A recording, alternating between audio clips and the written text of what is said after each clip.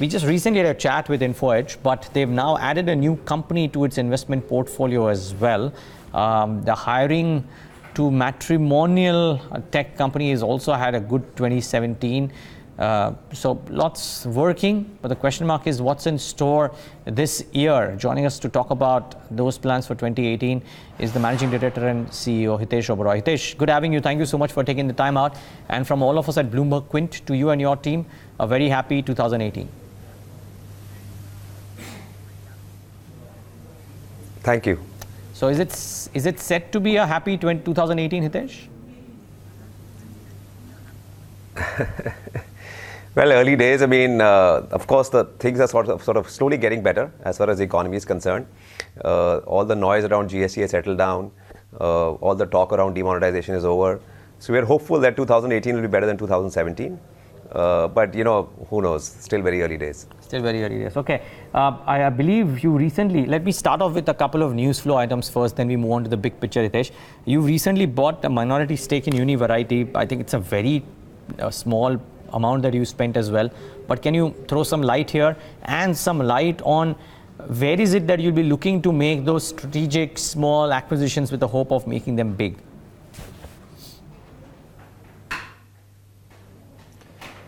You know, as you're probably aware, see, we run these 4 websites inside the company: Naukri, 99 Acres, Jeevan Sathi, and Shiksha. So we are in the education space, we are in matrimony, we are in real estate, and we are in jobs. And we've been also actively investing outside for the last few years. Some of our better-known investments are Zomato, Policy Bazaar, and there are a bunch of others as well. So, you know, as a part of that sort of program, we continue to invest in companies outside. And we also continue to sort of look at companies which are more strategic to the 4 businesses we operate in. Sometimes we acquire those companies, sometimes we make investments. So think of Univariety as an investment in the education space. We're already sort of in that space. We have Shiksha.com inside the company, which has been doing well lately. And Univariety is also sort of in a similar sort of space. They target schools and they're in the counseling, education counseling business. It's a small investment, very early days, but it's part of our investment program. Fair call. Okay. The last time that we spoke, which was about a month and a half ago or 2 months ago, I think we spoke at length about what was happening by and large on the recruitment business. There are a couple of notes that have come out post that conversation, Hitesh. Morgan Stanley, for example, says that there will be significant margin improvement led by cost rationalization. And while you will continue to spend on technology, there will be a pickup in collections as opposed to how revenues earlier, which used to be a bit lumpy or volatile is the term that they have used. Would this be a correct assessment of how 2018 could be for Naukri?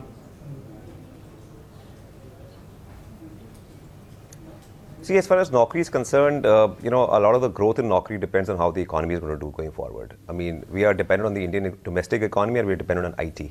These are the 2 sort of big parts of our business. The IT sector has been slow for the last few quarters. We are not seeing the kind of job creation we saw in IT earlier, at least at the moment. Certain sectors like banking, financial services, insurance, education, healthcare have been doing well, but they're not able to make up the slack we are seeing because of IT slowing down. As far as the strategy is concerned, you know, we are sort of bullish on the long term growth in our business. We will continue to invest aggressively in new technologies like machine learning and artificial intelligence. We continue to focus more and more on mobile, on improving the user experience for our users on the mobile platform. Mobile is now 70-75% of our business. Almost all our users consume content on the mobile phone. Right, we are investing behind developing new products, applicant tracking systems, resume management systems, so that we can entrench ourselves more deeply into enterprises. So investments in all these areas will continue, but you know, in the short term, these will not move the needle on growth. For us to sort of grow faster, we need the economy to do better, and we need IT companies to start hiring more. Okay, so that's Naukri. Now, would IT companies hiring more also be a factor for 99 Acres? And I have a 2-part question really, Hitesh. You know, the stock market investors seem to be a lot more bullish on real estate as a sector doing well. And the argument out there is that if until now, there weren't strict regulations which gave confidence to the buyers, RERA plus GST has done precisely that, imploded the real estate market, and now will start separate the wheat from the chaff, and a lot of pure play genuine transactions would happen. While that may well be a correct assessment, do you think that happens in a hurry? And if that is the case, does it benefit 99 acres? Well, nothing happens in a hurry, let me tell you. Okay. But yes, you're right. The last 4 quarters were actually terrible for real estate. I mean, first we had demonetization, and then even RERA, the first few months were because it was not clear as to what the law actually was, and states took their own time to set up RERA sort of authorities and so on. There was a lull and there was a slowdown in the market. And overall, also the real estate market has been in the dumps for the last maybe few years now. Transactions are maybe at a level, maybe at the same level as 2005 or 2006, and they're 50% or maybe at least 50 or 60% down from the peak. Luxury housing has been very badly hit. There are no new launches taking place in luxury housing. The only sector which is seeing growth in housing is affordable housing, and big thanks to the incentives which have been given by the government to that sector. But yes, thankfully, at least the bad news in real estate is all over now. It's all behind us. Yes, some companies and some builders and developers are sort of in bad shape, and they will continue to do badly unless and until they're able to raise funds. But you will see new people coming in. The investors, like you said, have virtually exited the market. There's nobody investing in real estate anymore. What we are seeing are mostly transactions from end users who want to sort of buy property and stay in those houses which they're buying. And that is likely to be the state of affairs going forward. But yes, on the whole, I would say that slowly but steadily the real estate sector will hopefully get out of the dumps, and every quarter from here on will be better than the previous quarter. Okay, interesting. So how does this and of course RERA and the slowdown impact the the classifieds business? I would guess I know the answer, but my question is the last quarter of the calendar changing, showing signs of a change, and would you expect a pickup in 2018 compared to 2017? Oh yeah, yes, definitely. The real estate market had slowed down considerably for us.